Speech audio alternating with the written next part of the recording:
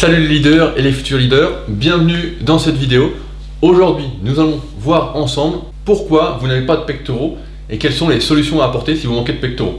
Alors, tout d'abord, vous n'avez pas de pectoraux, ça peut être un problème de niveau. En effet, si vous débutez la musculation, si vous faites par exemple 10 x 50 kg développé couché ou 10 x 60 kg, c'est normal que vous n'ayez pas de gros pectoraux. En effet, et c'est pourquoi le club Superphysique existe, pour chaque individu, notre niveau de performance en série moyenne, à condition que les exercices que l'on fasse sollicitent les muscles que l'on désire, est corrélé à un niveau de masse musculaire. Ainsi, Rudy, qui lorsqu'il fait développé couché fait 10 à 100, et Rudy qui fait 10 x 100 en développé couché, il a plus de pectoraux avec 10 x 120 kg avec la même technique, parce que cet exercice-là me travaille bien les pectoraux. D'un autre côté, à l'inverse, on ne peut pas forcément dire que faire 10 à 100 au couché donne forcément des gros pectoraux. Tu en auras toujours un minimum, mais on le verra par la suite, celui qui n'est pas fait pour en avoir, il est capable de faire 10 x 100 sans spécialement avoir une surtout masse incroyable. Il utilise, malheureusement, s'il est fait pour utiliser d'autres muscles lorsqu'il fait cet exercice. Donc le premier problème en fait, c'est d'être trop pressé. Voilà. Et c'est pourquoi, on va revenir rapidement sur les sensations, si vous débutez, vous êtes à ce niveau-là, 10 x 50, et que vous ne sentez pas les pectoraux, vous sentez surtout les triceps, bah c'est normal en fait. Parce si que tu n'as pas de muscle, tu vas pas l'avoir, la compression. Voilà. Il faut un certain temps, en progressant, pour commencer à sentir les pectoraux, et ça vient au fur et à mesure qu'on progresse. La deuxième erreur qui fait que vous n'avez pas de pectoraux, si on peut dire, c'est de ne pas tenir compte de votre morphoanatomie. Alors pour ça, pour ceux qui veulent faire leur analyse, Arnaud vous met une fiche, on a fait directement un guide pratique qu'on appelle la méthode Superphysique qui vous permet de vous analyser et de déterminer ce pourquoi vous êtes fait, ce pourquoi vous n'êtes pas fait, et ainsi de gagner un temps considérable et d'éviter plein de blessures. Enfin bon, c'est un guide super intéressant. Donc, osseusement. Voilà, osseusement, si par exemple vous avez des longues clavicules, une cage thoracique assez plate et des longs bras, et que vous vous acharnez sur le développé couché, c'est normal que vous ayez du mal à prendre des pectoraux. Et en général, quand on est de cette morphologie osseuse, cela correspond malheureusement en plus avec des pectoraux qui sont assez courts. Quand je dis assez courts, c'est-à-dire qu'ils descendent très peu sur le buste, en hauteur, et qui sont peu larges. Et dans ce cas-là, et malheureusement c'est que tout coïncide quand c'est comme ça, c'est qu'on a en plus avec ça des grosses épaules et des gros triceps, c'est-à-dire les muscles agonistes. Je dis ça pour que vous puissiez transvaser ça avec d'autres muscles, si vous voulez faire d'autres analyses de muscles chez vous. D'ailleurs tout ça encore une fois c'est expliqué dans la méthode Superphysique. Donc quand on en est là, et ben en fait les muscles agonistes, si on s'acharne sur le développé couché, en le faisant comme tout le monde, en touchant les pectoraux, etc., eh bien, vont solliciter majoritairement les épaules et les triceps. Et quand on va progresser au développé couché, on va prendre encore plus d'épaules et de triceps, on va accentuer et pas plus de pectoraux. Le décalage. On va accentuer le décalage. C'est pourquoi là, si vous savez vous analyser, eh bien, vous savez que au développé couché, il ne faut plus le faire comme tout le monde. Si vous voulez continuer à en faire, ce qui n'est pas la meilleure solution, il va falloir trouver votre amplitude, c'est-à-dire savoir jusqu'où descendre en trouvant un repère. Parce que si vous n'avez pas de repère et que vous descendez aléatoirement à chaque entraînement, eh bien, vous n'aurez pas de repère pour mettre en place un cycle de progression.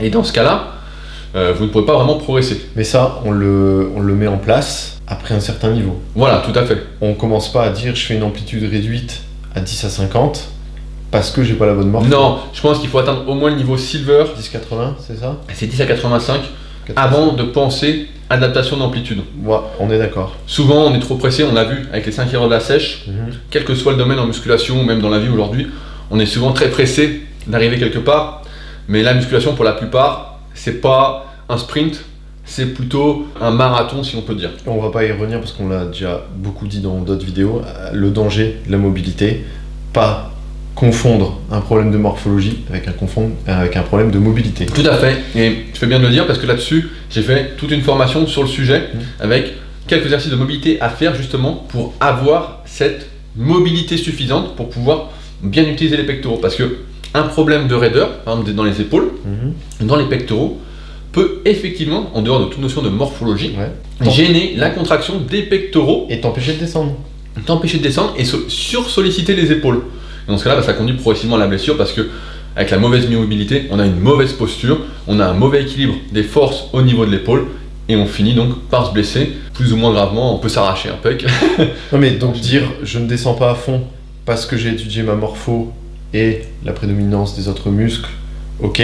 Dire je descends pas à fond parce que je sens que ça me tire et j'y arrive pas bon. Non, voilà, ça pas bon. la réduction d'amplitude doit être choisie. Voilà. Voilà, ne doit pas s'imposer. Voilà, pas subi, pas posé. Et donc, pour notre exemple, si vous avez donc une prédominance des agonistes, donc triceps et épaules, au détriment des pectoraux qui sont courts et que vous n'avez pas donc cette morphologie osseuse adaptée au développé, Ouais. vous n'êtes pas quelqu'un avec des bras courts et une grosse cage thoracique, eh bien, dans ce cas-là, je vous conseille de faire du développé décliné, qui va permettre de réduire l'étirement des épaules et d'être plus sur les pectoraux. Alors oui, vous allez me dire, j'aurais pas de haut de pectoraux, etc. Mais si vous êtes de toute façon dans ce cas d'avoir des grosses épaules prédominantes, le haut des pectoraux, c'est pratiquement déjà cuit. Puis c'est anecdotique. Tu seras déjà bien content d'avoir des pectoraux tout court avant de commencer à te faire chier avec le haut du pec, quoi. Voilà. Mais pour autant, tout n'est pas perdu. Parce que regarde, toi, t'as les gros pecs, t'as les grosses épaules, t'as les gros triceps. Donc y a rien qui a pris le dessus sur rien. Je suis pas tout à fait d'accord avec toi. Pour moi, j'ai une prédominance à la base des pectoraux. Même quand j'étais gamin, tu vois, bah justement, j'ai cité l'exemple au début, 10 x 50. Bah c'est ça, si tu retraces la chronologie, qu'est-ce qui a grossi en premier? Bah les pectoraux. En dernier? Les épaules? Les triceps? Les triceps. Les triceps. Donc si on analyse rapidement, on peut voir qu'au niveau des pectoraux, ils sont assez longs sur le buste, ils descendent vachement. C'est pour ça que je me suis pris en exemple de la méthode Superphysique, en photo, pour bien montrer c'est quoi des pecs longs. Longs et larges. Longs et larges. Les épaules, j'ai eu beaucoup de mal, mais en fait, comme quand j'étais jeune, j'ai pratiqué énormément les séries de 100 et tout ce que j'explique dans la formation Super Épaules, pour justement éviter les blessures et bien les développer sans risque, et ben ça m'a permis de les développer, de construire. J'ai sauvé les meubles, parce qu'à la base c'est très rare d'avoir les pectoraux et les épaules en point fort. Grâce à notamment ces séries de 100. Voilà, les séries de 100. Parce que tu l'as dit, je les ai fait jeunes. Voilà. T'aurais commencé à te soucier du problème à 25 ans. Ça aurait été plus dur. Ça aurait peut-être foiré. Plus on attend pour essayer de corriger un point faible entre guillemets, et plus c'est dur. C'est-à-dire que ça fait 10 ans que vous ne corrigez pas ce problème de manque de pectoraux. En fait, c'est déjà foutu. C'est déjà mort. Après, c'est pas très grave, dans le sens où le but est toujours de toute façon de faire du mieux qu'on peut. La musculation est un équilibre de vie, une hygiène de vie en fait.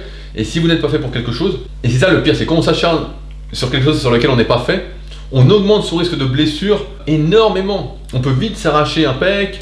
Oui, parce que le mec il est pas fait pour les pecs, il fait une fixette là-dessus, il se dit je suis en retard sur les pecs, limite parfois même, il y a que lui qui le voit. Toi tu vas regarder, tu vas dire bah non, ça va, c'est équilibré, c'est harmonieux.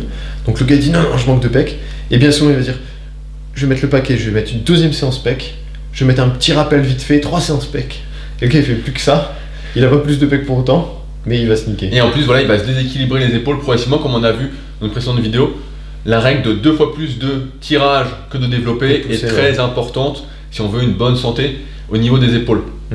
Mais tout ça pour revenir sur mon exemple, les triceps c'est mon dernier truc que j'ai réussi à développer, et encore moi je trouve qu'ils sont pas très gros parce qu'ils sont vachement courts. Donc, mais comme ils sont courts, de base c'était écrit dans cet ordre là.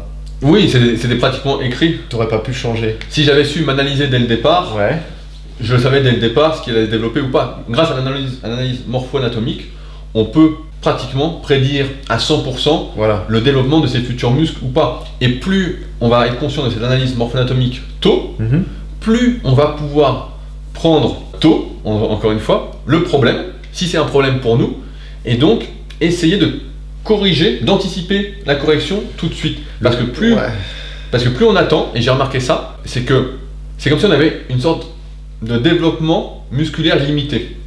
En gros, je donne un exemple, là, c'est une théorie un peu à la con, mais je pense qu'elle est assez juste. Imaginez que vous avez 100 points de développement, et une fois que vous avez utilisé, je sais pas, 90%, bah en fait, les 90%, voilà, les chemins nerveux sont faits, tout est fait, les 10% restants vont aller dedans. Donc, je prends un exemple, il y a souvent ça, c'est encore un truc que je dis dans la méthode Superphysique, c'est que souvent il y a des mecs qui sont plus faits du bas que du haut. Donc je pense à mon élève Antoine, qu'on voit régulièrement au Superphysique Gym, lui il est fait pour le bas du corps.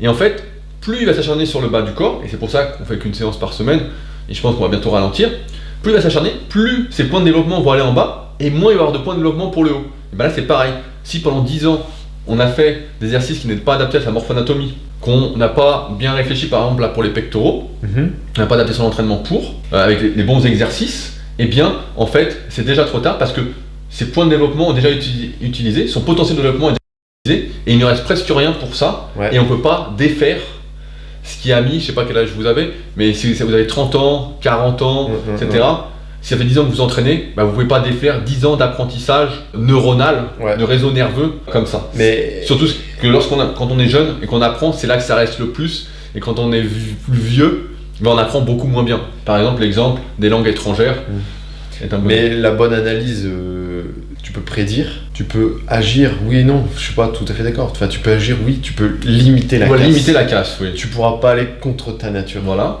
Parce que ce sera... non mais il faut bien le dire, parce que sinon ils vont dire, bon bah c'est bon, Rudy, j'ai 17 ans, j'ai acheté ta méthode, j'ai compris dans quel ordre ça allait se développer, je veux changer cet ordre. Et je vais y arriver parce que je vais tout faire pour. Oui, non. Ça va t'aider, mais si de base... Tu n'es pas fait pour. T'es fait pour avoir des pecs en dernier parce que c'est tes bras qui vont choper tout le boulot et tes épaules et tout ça, t'auras du mal à les faire passer au premier rang quoi. Voilà, non, mais ça c'est sûr. Mais tu peux limiter la casse en t'y prenant le plus tôt possible. Et prendre le moins de risques, voilà. Voilà. Je pense que, j'espère que cette vidéo vous a aidé à y voir plus clair et surtout à prendre conscience de l'intérêt de s'analyser pour savoir ce pour quoi on est fait, ce pour quoi on n'est pas fait et ainsi d'adapter les exercices à soi-même et non pas de copier le voisin encore une fois. Vous êtes unique. J'espère surtout que ça va pas les démoraliser. Non, vous ne devez pas être démoralisé. L'important, c'est comme d'habitude, comme je le dis, c'est de faire du mieux qu'on peut. Ouais, mais c'est parce que tu sais, à chaque fois qu'on évoque le mot point faible et qu'on dit en gros, c'est pas qu'on est fataliste, mais qu'on dit la vérité, on dit c'est quand même mal barré, tu resteras plus ou moins avec, on est d'accord? À chaque fois, l'exemple il revient dans les commentaires, oui, mais Rudy, c'est faux parce que toi, t'avais point faible épaule et tu nous expliquais que t'avais réussi à le développer. Donc là, c'est bien, c'est la première fois que tu le dis qu'il y a la notion d'âge.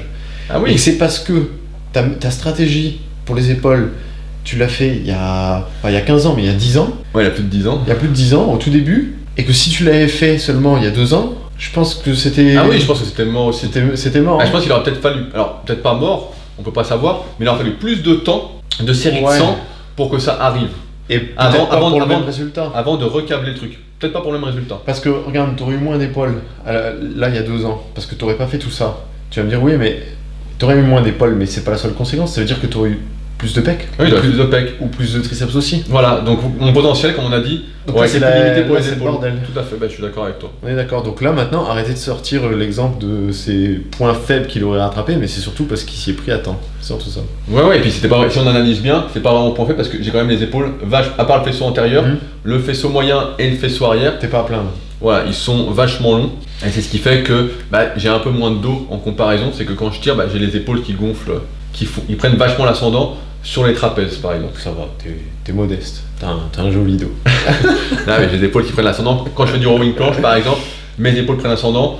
Quand je fais des tractions aussi, dès que je fais un mouvement de tirage, mon arrière d'épaule prend l'ascendant.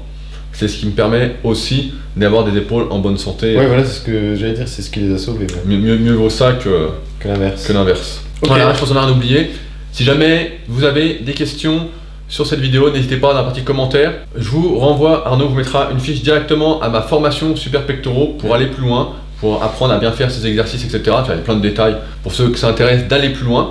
Vous avez également le cadeau surprise à récupérer pour ceux que ça intéresse. Hein. C'est gratuit, donc n'hésitez pas, directement dans la description et dans le premier commentaire sous la vidéo. Et nous, de toute façon, on se retrouve bientôt Ouais. entre leaders et futurs leaders. Salut. Salut.